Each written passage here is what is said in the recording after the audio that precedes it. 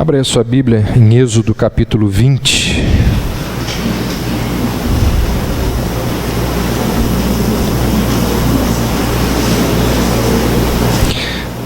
Êxodo 20, versos 2 e 3.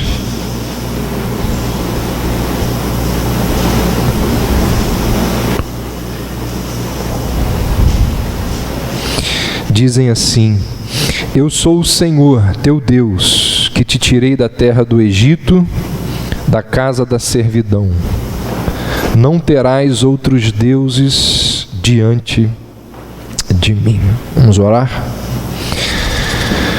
Senhor Deus, nós pedimos a Tua orientação e a Tua graça para as nossas mentes e para os nossos corações. Ensina-nos, ó Deus, a Tua palavra e que ela possa nos confrontar em nossos pecados, auxiliando-nos nas nossas fraquezas, consolando, ó Deus, as nossas feridas. Nós te pedimos que ela, como é promessa do Senhor, não volte vazia. Nós assim oramos em nome de Jesus. Amém. Era costume dos reis, na antiguidade, era costume daqueles monarcas colocarem os seus nomes antes dos editos que eram por eles emitidos. E isso era feito para dar a publicação, para dar aquela ordem, aquele edito, aquela lei, um peso ainda maior. E de forma que o documento, ele ganhava credibilidade e as pessoas passavam a olhar para aquele escrito com mais respeito, por causa do nome daquele monarca, do nome daquele rei, antes dos editos por ele pronunciados. Semelhantemente, Deus, quando proclamou as suas leis, quando deu as suas ordens e os seus mandamentos ao seu povo, aos seus súditos, as pessoas que viveriam debaixo ali do pacto, das ordens por ele instituída, Deus também colocou ali o seu poderoso nome antes destas leis, para que dessa maneira aquelas pessoas que tivessem que obedecer estas leis o fizessem com um respeito maior, o fizessem com uma reverência, com um temor ainda maior, para que aquelas pessoas que fossem obedecer a lei percebessem e tremessem diante da autoridade daquele que formulou essas leis, para que essas pessoas tivessem receio quando pensassem em desobedecer uma destas leis. Então, antes de qualquer coisa, antes de falar das leis, ele diz: Eu sou o Senhor que te tirei da terra do Egito, da casa da servidão. E aí, ainda pensando nessa questão do respeito, da reverência, do temor aos mandamentos, é muito interessante a gente perceber a introdução que é feita no livro de Êxodo aos 10 mandamentos. É muito interessante perceber a descrição que foi feita por Moisés da maneira como Deus se manifestou ao entregar os 10 mandamentos. Olha só o que diz o capítulo 19 de Êxodo, versos 18 e 19. O texto diz que todo o monte Sinai fumegava. Consegue imaginar a cena? Todo o monte Sinai fumegava, porque o Senhor descera sobre ele em fogo. A sua fumaça subiu como fumaça de uma fornalha, e todo o monte tremia grandemente. Você consegue imaginar essa cena? Parece que isso aqui é mentira, né? Um monte gigante queimando e balançando e tremendo. E o clangor da trombeta ia aumentando cada vez mais. Moisés falava e Deus lhe respondia no trovão. De pegar o maior cineasta do mundo para tentar transmitir esta cena aqui. Impossível. Então, isso é o que acontece, ou o que aconteceu momentos antes da lei ser entregue. Momentos antes dos mandamentos de Deus, da lei moral de Deus ser entregue para o ser humano. Certamente que esse tipo de manifestação divina, ao entregar a lei, ao transmitir a lei para o povo, tinha uma mensagem muito clara. Uma mensagem mais ou menos assim: se eu estou sendo assustador na entrega da lei, muito mais eu serei quando eu julgar aqueles que violarem esta lei. Então é evidente que a manifestação divina, ao entregar os 10 mandamentos, ela aconteceu assim para trazer reverência, para trazer temor, para trazer respeito aos homens que estavam recebendo aquela lei, para demonstrar a autoridade daquele que estava transmitindo aquelas leis, criando aquelas leis.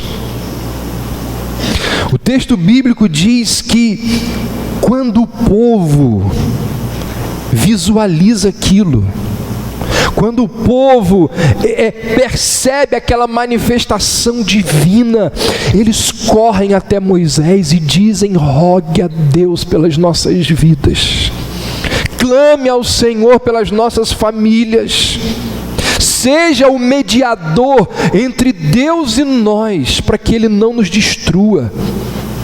Olha o que dizem os versos 18 e 19 do capítulo 20.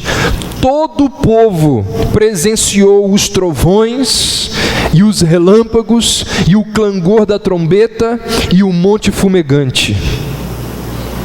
E o povo, observando, se estremeceu e ficou de longe. Disseram a Moisés: fala-nos tu e te ouviremos. Porém não fale Deus conosco, para que não morramos. Percebe o temor, o medo, o tremor dessas pessoas diante da entrega da lei, o contexto no qual a lei é entregue. E quando a lei é entregue,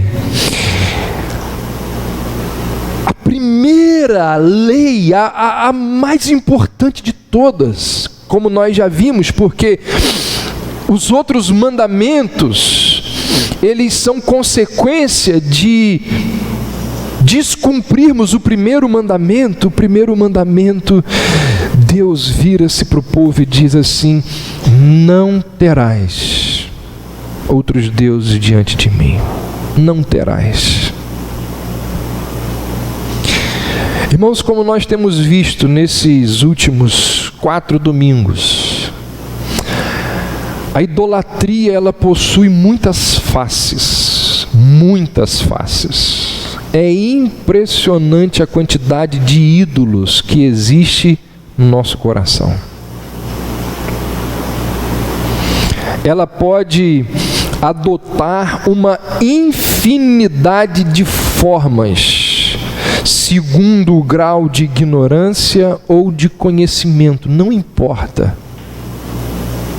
Seja na adoração a um deus hindu, lá naquele lugar mais afastado do mundo, seja na adoração àquele deus hindu, seja na adoração à hóstia, lá na Basílica de São Pedro em Roma, o princípio da idolatria é sempre o mesmo. Em ambos os casos, a honra que somente Deus merece é tirada dele, é entregue a algo que não é Deus. E onde quer que isso aconteça, seja num templo pagão, sejam em igrejas que professam ser cristãs, acontece ali um ato de idolatria. Muitas pessoas pensam equivocadamente que o idólatra é apenas alguém que se curva diante de uma imagem. Não entende que a idolatria, ela adota muitas faces, se camufla por trás de muitas coisas. Muita gente acredita que idolatria é algo que esteja muito distante da realidade dos cristãos. Muito distante, como se idolatria fosse coisa de pagão, como se idolatria fosse coisa de católico, como se idolatria passasse longe de pessoas de uma igreja protestante, como se idolatria fosse coisa de quem não conhece a palavra de Deus, como se idolatria fosse uma experiência de pessoas não regeneradas. Ao contrário do que muitos imaginam, idolatria é algo muito presente na vida das pessoas convertidas. Idolatria é algo muito presente na vida dos redimidos. Lembre-se que os 10 mandamentos, eles não foram entregues a um povo pagão. Os 10 mandamentos foram entregues para o povo de Deus, num contexto onde o Senhor estava dizendo assim, pode ler depois o contexto, Deus está dizendo assim: eu sou o Senhor dos teus pais, Abraão, Isaque e Jacó. O que isso significa? Ou o que isso nos leva a pensar, a refletir, ou então a quem já pensou e a quem já refletiu sobre isso, a lembrar? Isso nos lembra que é perfeitamente compatível professar reverência ao Deus da Bíblia e ao mesmo tempo praticar idolatria. É perfeitamente possível, compatível, professar reverência ao Deus da Bíblia e ser uma pessoa idólatra. É irônico o fato de que os filhos de Israel, eles não pensaram em renunciar a Deus quando eles persuadiram a Arão a fazer o bezerro de ouro. Porque a gente pensa assim, né? Se eles levantaram o bezerro de ouro é porque eles esqueceram de Deus, eles abandonaram Deus, eles desprezaram o Senhor. Não! Leia o texto depois em casa. A festa em honra ao bezerro, sabe qual foi o nome dado pelos filhos de Israel? A festa em honra ao bezerro? festa dedicada a Yahvé. Está ali na sua Bíblia, depois você pode ler. Festa dedicada a Yahvé. E aí levantaram um bezerro de ouro. Jeroboão nunca teve a intenção, lembra lá da história dele? Nunca teve a intenção de pedir às 10 tribos que abandonassem a sua lealdade ao Deus de Davi. Quando ele ergue lá os bezerros de ouro em Dan e Betel, ele diz o seguinte, está registrado em 1 Reis 18, 28, aqui estão os teus deuses, ó Israel, os deuses que tiraram vocês da terra do Egito. Em nenhum desses dois exemplos, um ídolo ele foi erigido no lugar de Deus. Ou seja, esses deuses eles foram levantados como uma ajuda, como uma escada para cultuar a Deus. Percebe como que é plenamente possível professar reverência ao Deus da Bíblia e ao mesmo tempo praticar idolatria. Então, nós podemos muito bem estar aqui reverenciando o nosso Deus, cantando louvores ao nosso Deus, aprendendo das Escrituras e sermos altamente idólatras, extremamente idólatras. Não por acaso o primeiro, o carro-chefe, aquele que abre a lista dos 10 mandamentos é Deus dizendo: não terás outros deuses diante de mim. Não terás significa não possuirás, não buscarás, não desejarás, não amarás, não cultuarás a nenhum outro. Porque Deus ele não admite rivais que possam competir com Ele pela posse do nosso coração. Porque Deus requer um amor por Ele mais forte do que todas as afeições que nós possamos ter por qualquer outra pessoa, por qualquer outra coisa. Ele ordena que sirvamos e obedeçamos a Ele e a mais ninguém. Todos os nossos atos, todos os nossos suspiros de adoração devem ser direcionados exclusivamente a Ele.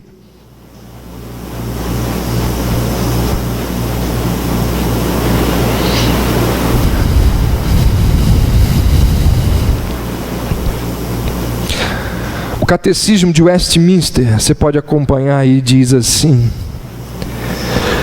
os deveres exigidos do primeiro mandamento são o conhecer e reconhecer Deus como o único verdadeiro Deus e nosso Deus, e adorá-lo e glorificá-lo como tal, pensar e meditar nele, lembrar-nos dele, altamente apreciá-lo, honrá-lo, adorá-lo, escolhê-lo, amá-lo, desejá-lo e temê-lo, crer nele, confiando, esperando, deleitando-nos e regozijando-nos nele, ter zelo por ele, invocá-lo, dando-lhe todo louvor e agradecimento, prestando-lhe toda a obediência e submissão, ter cuidado de o agradar em tudo, e tristeza quando ele é ofendido em qualquer coisa, e andar humildemente com ele. Quem é esse Deus que pede exclusividade? Não terás outros deuses diante de mim. Ele clama, ele ordena, ele pede exclusividade. Quem é esse Deus? O texto diz que este Deus é um Deus que se apresenta como único. Ele diz: eu sou o Senhor. Eu sou o Senhor. Isaías 43:10 diz: antes de mim Deus nenhum se formou, e depois de mim nenhum haverá. Isaías 40, num trecho muito famoso nas Escrituras e extraordinário, aquele texto de Isaías 40, Deus revela através do profeta a grandiosidade, a sua grandiosidade. Isaías vai dizer que as nações são como gotas de água dentro de um balde. Isaías vai dizer que as florestas de toda a terra não seriam suficientes para o fogo do altar. Isaías vai dizer que ele é incomparável a ponto de não existir imagem que possa descrevê-lo. É dito que ele destrói os príncipes e governantes deste mundo com o sopro da sua boca. É dito que ele sabe o nome de cada uma das incontáveis estrelas desse universo. Quem é semelhante ao Senhor? Isaías vai dizer, Deus vai dizer através de Isaías: com quem vocês vão me comparar?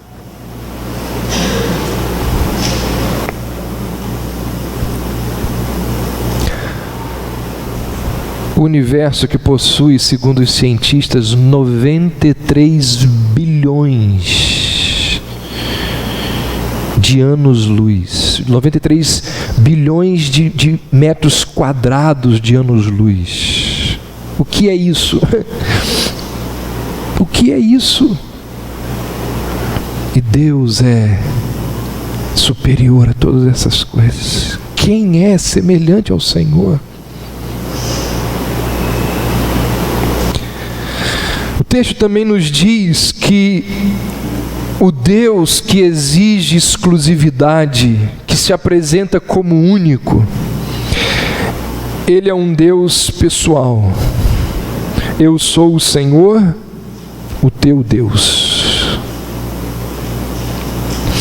Esse Deus grandioso, descrito por Isaías, Ele se comunica pessoalmente com cada um de nós. Ou seja, Deus, Ele não nos trata com não trata com a massa. Deus se relaciona com indivíduos. Deus chama, o Deus que chama as estrelas pelo nome, é o Deus que conhece o seu CPF, o meu CPF.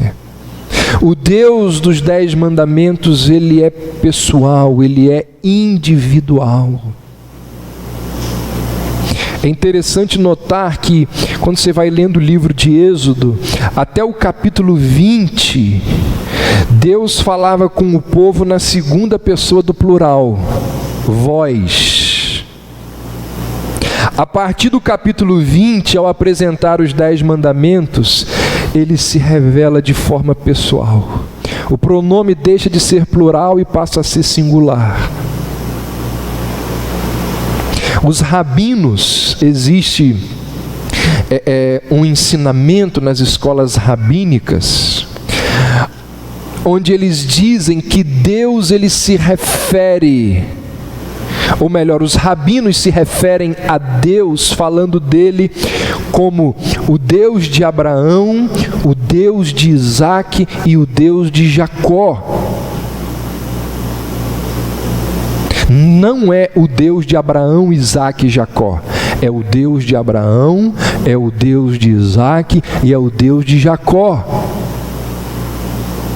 Você pode achar que isso não faz diferença, mas alguém certa vez perguntou a um rabino: não é a mesma coisa? Dizer que o Deus de Abraão, o Deus de Isaac e o Deus de Jacó é o Deus de Abraão, Isaac e Jacó? Eles dizem: de forma alguma, é completamente diferente. Não é a mesma coisa por causa da pessoalidade de Deus. Ou seja, a forma como Deus se aproximou de Abraão foi completamente distinta da forma como Ele se apresentou a Isaac. A maneira como Deus se aproximou de Jacó foi completamente diferente da forma como Ele falou com Moisés. A forma como Deus lida com você foi e é diferente da maneira como Ele trata comigo. Por quê? Porque nós somos pessoas diferentes. E Deus nos trata não como massa, mas como indivíduos.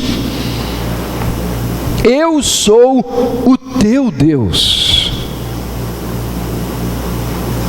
Como que é formada a personalidade de uma pessoa?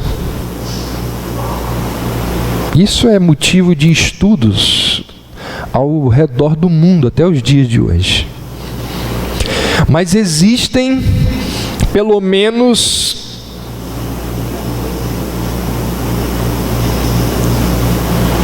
3 coisas que é unânime, ou que são unânimes, perdão.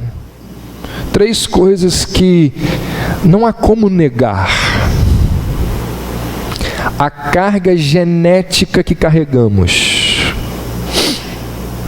A gente carrega. Dá para perceber que fulano é daquela família. A genética é impossível de negar.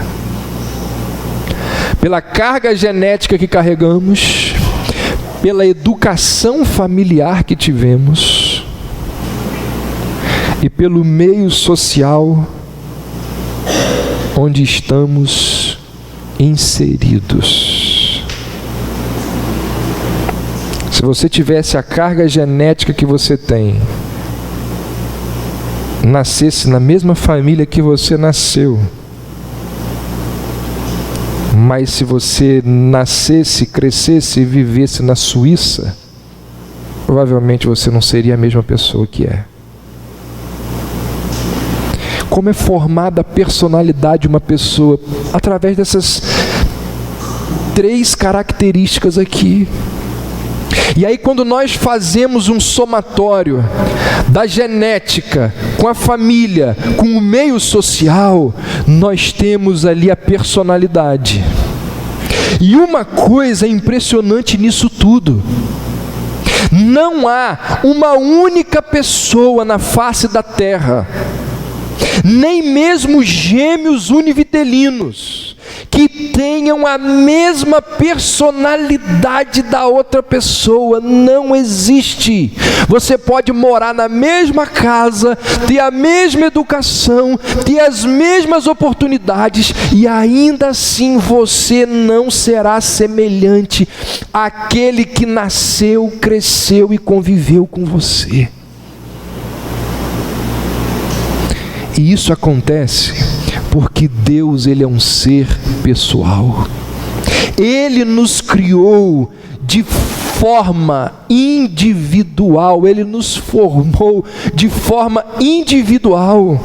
Davi afirmou que quando ele ainda estava no ventre de sua mãe, Deus estava lá trabalhando na sua formação.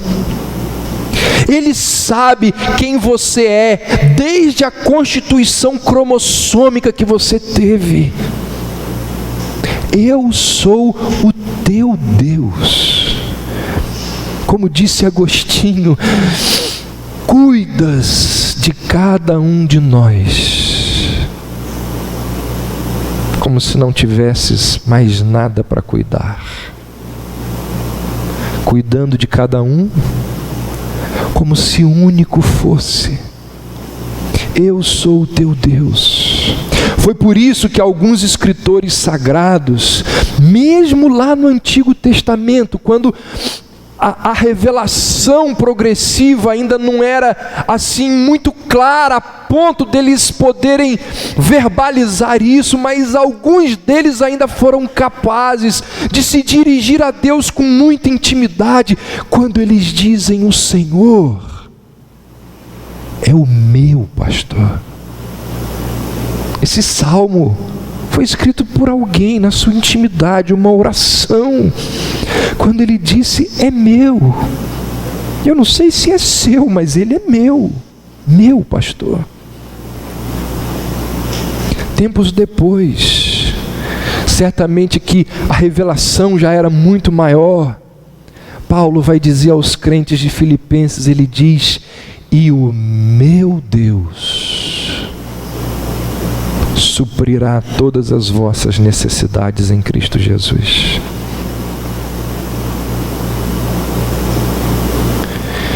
Talvez você não saiba disso, mas a maior necessidade que você possui,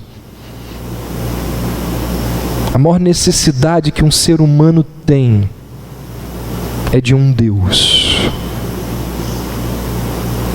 É de um Deus. E quando nós não conhecemos o Deus das Escrituras, ou quando nós não nos relacionamos com Ele da forma como deveríamos nos relacionar, nós acabamos criando outros deuses, levantando totens, altares para outras coisas, que pode ser, como temos visto ao longo desta série de mensagens, pode ser o nosso emprego, pode ser o nosso emprego, o nosso status que o emprego gera, pode ser a pessoa que a gente ama, o nosso cônjuge, o nosso namorado, a nossa noiva, pode ser alguém da família. Pais podem amar aos filhos mais do que a Deus. Filhos podem amar os pais mais do que a Deus. Então, em todas as culturas da terra, existe a presença da veia religiosa no ser humano, porque Deus o criou assim.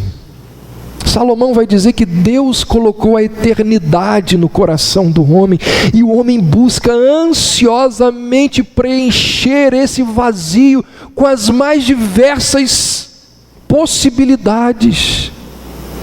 Então a maior necessidade do ser humano é ter um Deus. Não há um único grupo étnico onde o homem não tente a comunicação com algo transcendental, porque existe em cada um de nós uma necessidade enorme de termos um Deus. O problema das pessoas, o grande problema, o maior problema das pessoas é que elas não sabem a quem adorar. A quem adorar. Por isso elas devotam e entregam os seus corações aos mais diversos tipos de deuses. As pessoas não conhecem o Deus que diz assim: eu sou o Senhor, o teu Deus.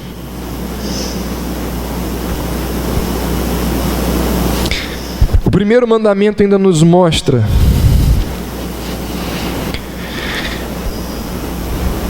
que o Deus da exclusividade é um Deus que age. Eu sou o Senhor, o teu Deus, que te tirou da terra do Egito. Egito é símbolo na Bíblia, para o povo de Deus é símbolo de sofrimento, de dor, de chicotadas nas costas, de opressão, de dor, de cativeiro. E Deus diz com todas as letras para o povo: eu sou aquele que te libertou da mão do inimigo, que te tirou do jugo da escravidão.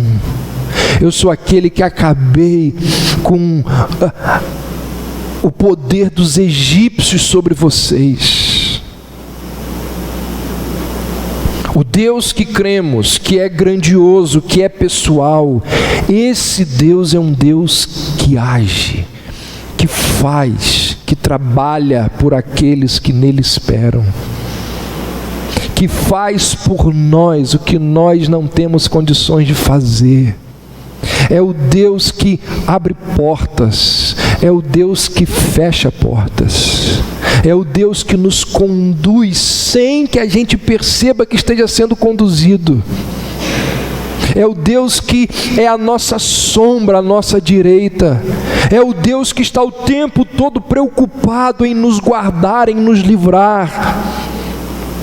Esse é o Deus que cremos, é um Deus que age, que está presente. Diferentemente dos chamados deístas, aqueles que creem que Deus não é um Deus pessoal, que Deus ele é inerte, que Deus criou e abandonou o mundo, que Deus é um Deus que não intervém, que não se comunica, que não fala. Diferentemente dessas pessoas, nós cremos num Deus que intervém, que controla soberanamente a história da humanidade. Eu sou o Senhor, o teu Deus, que te tirou da terra do Egito. E quando Deus se apresenta dessa forma, Ele está dizendo o seguinte: porque eu sou o Senhor, porque eu sou pessoal, porque eu sou um Deus que age, eu exijo de você exclusividade. Não tenha outro Deus diante de mim. Você consegue entender? Você consegue compreender? Se nós temos o único Deus, porque os outros deuses não são reais. Porque eu sou o Senhor, porque eu sou o pessoal, porque eu conheço a sua dor, porque eu te ouço todas as madrugadas quando você se levanta e ora pelo seu marido e ora pelo seu filho, porque eu sei quando você é perseguido lá no seu emprego e tem aquelas situações e você clama a mim, eu estou te ouvindo,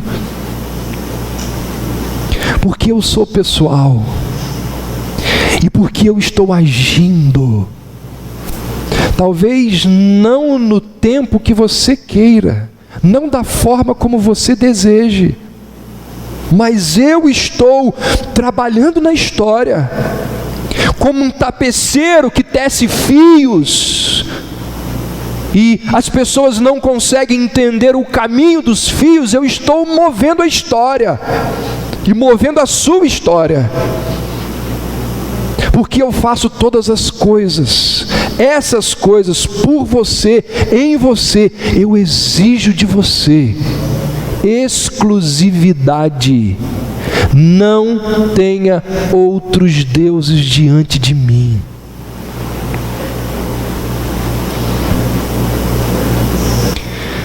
Irmãos, a causa de toda idolatria,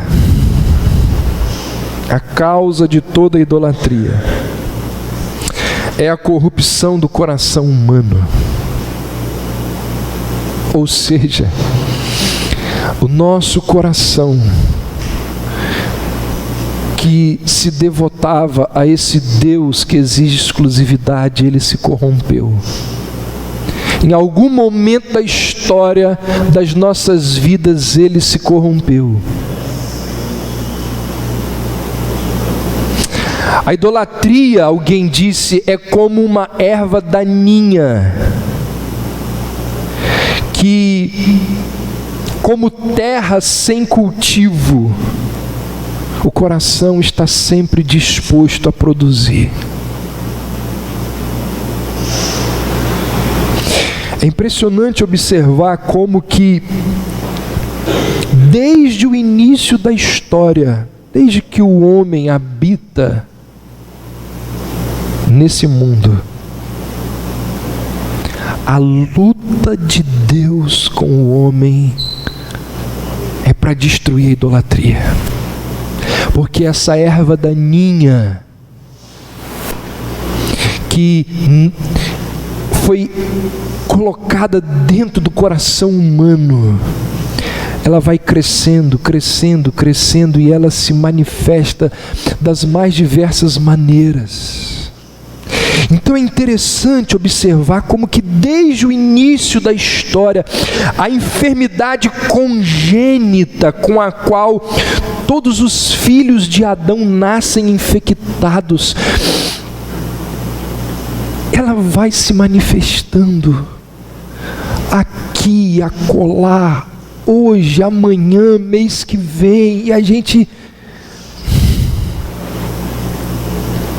Vejam os israelitas, receberam os 10 mandamentos direto e exclusivamente de Deus. A idolatria foi o pecado que os judeus mais cometeram. Leia lá o livro de Juízes, leia os 2 livros dos reis, e você vai perceber que as repetidas e constantes quedas da nação de Israel na idolatria. Leia o livro de Juízes, os 2 livros de reis, e você vai perceber os textos falando de lugares altos. O texto falando da adoração a Baal, a Moloque, a Azerá. Leia o livro de Juízes, os 2 livros dos reis, e você vai perceber as imagens de madeira sendo feitas diante da lei mosaica. Leia o livro dos Juízes, os 2 livros dos reis, e você vai perceber que o amor aos ídolos fazia parte da carne e do sangue dos israelitas. Idolatria o tempo todo, o tempo inteiro, os profetas sendo convocados por Deus para pregar contra a idolatria, para condenar esse pecado terrível. Aí o povo vai para o cativeiro. Parece que o pecado da idolatria foi abandonado, foi extinto. A história continua, vem a igreja primitiva, e o que acontece? Uma geração passa, vem a outra, e em muito pouco tempo, a igreja ela foi substituindo o verdadeiro evangelho por ídolos. Um altar a Maria é levantado aqui, é levantado acolá, e começam-se os cultos e a idolatria a Maria. No século IV, Jerônimo, num dos seus escritos, ele vai se queixar e ele vai dizer que na igreja, no meio da igreja, já existia o seguinte: erros das imagens que vieram dos gentios para os cristãos. Porque Santa Helena, a mãe de Constantino, quando o cristianismo deixa de ser perseguido e passa a ser a religião oficial do império, Santa Helena começa a espalhar templos por várias partes do império para o cristianismo, e dentro do templo começa-se a enxertar imagens do politeísmo romano. E a igreja acata aquilo e começa-se a idolatria. Jerônimo diz, e ele critica e ele adverte acerca do erro das imagens que vieram dos gentios para os cristãos. Eusébio, um outro pai da igreja, ele vai dizer: vemos que apresentam imagens de Pedro e Paulo, e mesmo do nosso Senhor Jesus Cristo, costume que vem dos antigos hábitos pagãos, e que hoje se conservam com indiferença. No século V, Pôncio Paulino, bispo de Nola, ordenou que pintassem as paredes dos templos com histórias do Antigo Testamento, e pouco a pouco aquilo deu margem para a idolatria. No século VIII, Irene, mãe de Constantino VI, reuniu um concílio em Niceia, e ali foi promulgado um decreto segundo o qual as igrejas da Grécia deveriam receber várias imagens. Diante desses ininterruptos atos de idolatria, o livro de homilia da Igreja da Inglaterra declarou o seguinte: congregações e cleros, eruditos e analfabetos, homens, mulheres e crianças de todas as classes sociais e idades, em toda a cristandade, naufragaram na mais abominável idolatria, o vício mais detestável por Deus e o mais condenável para o homem, e isso durante mais de 800 anos. Então você pensa assim, tem gente que pensa isso, como que ficou a igreja lá dos pais da igreja até a reforma? Será que não tem gente? Tem muita gente levantando a voz e criticando e condenando e falando contra a igreja católica, contra a idolatria, contra os erros cometidos pela igreja romana. Mas o que merece destaque aqui, o que eu quero ressaltar é que a idolatria ela vem acompanhando o povo de Deus ao longo da história. O tempo vai passando e o homem continua levantando os seus altares aos deuses que o seu coração gera, produz. No início do século XVIII, surgiu uma ideologia denominada de humanismo, que era um resgate de ideias passadas, mas que ganhou um novo nome, que se dizia que o homem deve ser a medida de todas as coisas. O humanismo defendia a ideia de que o homem daria conta de tudo e que não precisava de Deus. O que é isso? É levantar o homem à categoria de Deus, de um ser divino. No início do século XX, muitos homens se dobraram à ideologia do comunismo. Joseph Stalin e Karl Marx negam a existência de Deus. Na sua obra clássica, O Capital, Karl Marx vai afirmar o seguinte: vocês devem dividir as suas riquezas e ter as coisas em comum. Desta forma, nós salvaremos a terra. A ideia de que o comunismo resolveria todos os problemas da humanidade. E quando o comunismo ruiu ali na queda do muro de Berlim, surge, cresce, aparece um novo Deus chamado de capitalismo. O Deus dinheiro, o mamon, o Deus que é capaz de comprar todas as coisas, o Deus que é capaz de fazer os olhos das pessoas vibrarem, se emocionarem com aquilo que seduz os olhos. E a gente se dobra quando nós entramos num templo do capitalismo chamado shopping center. Então você percebe como que ao longo da história os deuses surgem, crescem, se multiplicam no coração humano. Não é por acaso que Deus diz: não tenhais outros deuses diante de mim. Acontece aquele cenário da montanha pegar fogo, da montanha tremer, sons de trombeta. O povo diz: Moisés, não fale Deus conosco, fale você, senão morreremos. Deus transmite o recado a Moisés e a primeira coisa que Deus diz é: não tenha outros deuses diante de mim. Por quê? Porque, como disse Calvino, nosso coração é uma fábrica de ídolos. Nós produzimos ídolos o tempo inteiro, o tempo inteiro.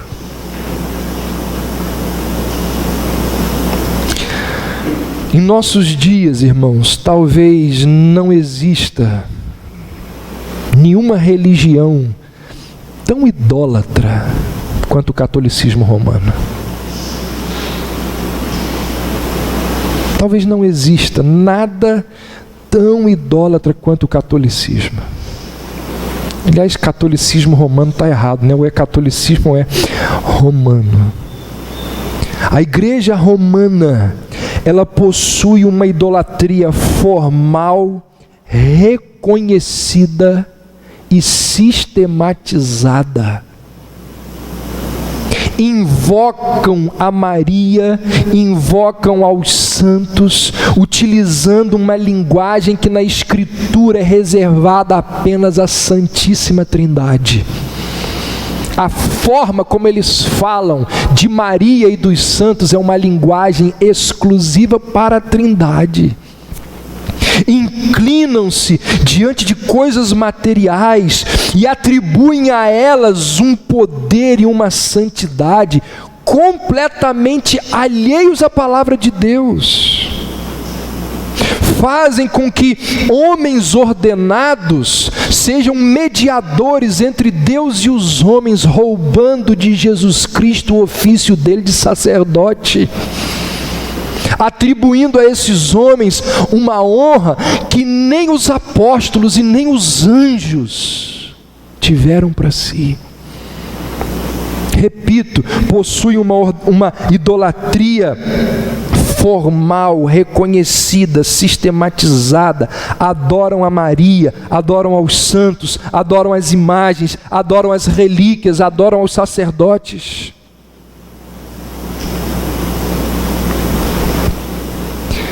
Então, o que eu quero dizer com tudo isso, e lembrando aqui do primeiro mandamento, é que se a gente não ficar muito atento, nós somos fisgados por esse pecado, por essa iniquidade. Quais são os seus ídolos? Quais são os seus ídolos? Quando eu preparo a mensagem, eu fico pensando nos meus.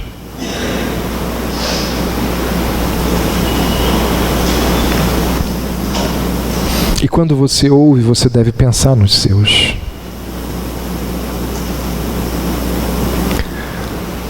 O que é, meu irmão, minha irmã? O que é nesta vida que traz mais alegria ao seu coração do que Jesus Cristo?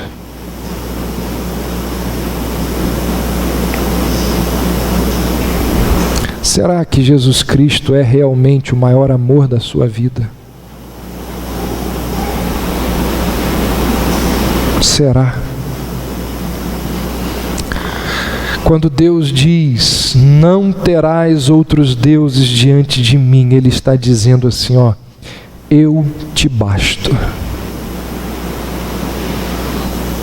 Eu sou a fonte de satisfação plena. E fora de mim você não encontrará felicidade.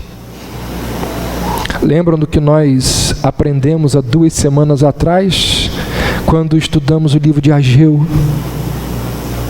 Você pode ter tudo, você pode ter tudo, mas se não tiver o Senhor, a sua vida será constantemente acompanhada daquela sensação de um saco furado. Você vai colocar as coisas ali, acreditando que aquilo vai te dar alegria, e o saco vai estar sempre vazando. Não terás outros deuses diante de mim. Deus está dizendo, vocês não precisam de qualquer outra divindade. Eu sou suficiente para cada um de vocês.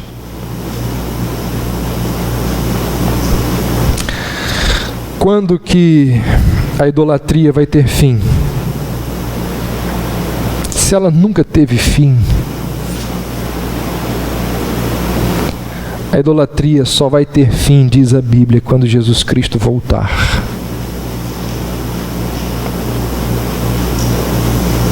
Na segunda vinda de Cristo, toda idolatria chegará ao fim.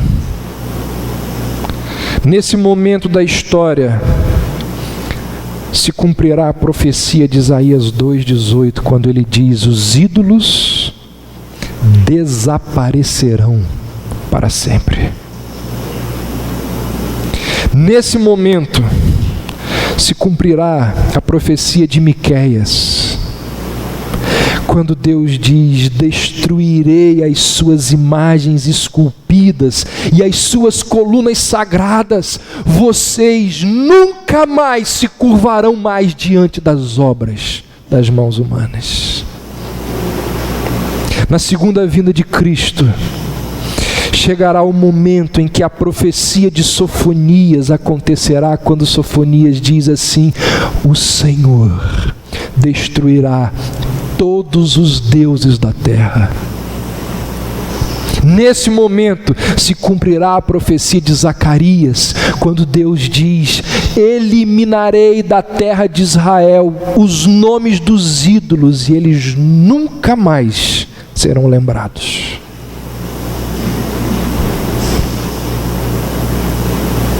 Aí você pensa assim: bem,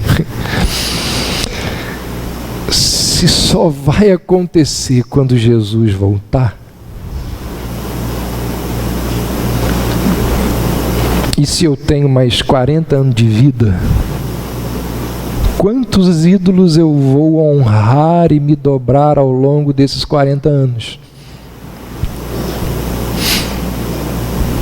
É por isso, irmãos, esse é um dos motivos pelos quais a teologia sistemática reformada, ela diz que nós fomos salvos, seremos salvos, e no meio diz o quê? Nós estamos sendo salvos. Sabe o que isso significa? Isso significa que Jesus precisa vir nas nossas vidas todos os dias. Nós precisamos nos converter dos nossos maus caminhos todos os dias. Todos os dias são dias de Jesus vir ao meu coração. Porque para Ele vir com poder, com graça, com misericórdia, com amor, destruindo os ídolos que existem nele, destronando aquelas coisas que nós vamos colocando ali.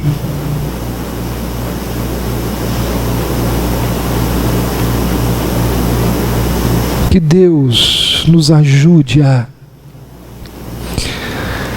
percebermos que nós precisamos destruir os nossos ídolos. Não terás outros deuses diante de mim. Que Deus nos ajude a cumprirmos esta ordem. Como é sabido de todos nós, ou pelo menos deveríamos saber, os 10 mandamentos, eles permanecem. Eles são válidos para todos nós, para todas as culturas, em todos os tempos. Que Deus nos ajude a cumprirmos esta ordem, a cumprirmos este mandamento. Não terás outros deuses diante de mim, porque eu sou o teu Deus. Porque eu sou Deus pessoal. porque eu sou o Deus que age na sua vida. Por causa de todas estas coisas, eu exijo exclusividade na sua vida. Que Deus nos abençoe. Amém.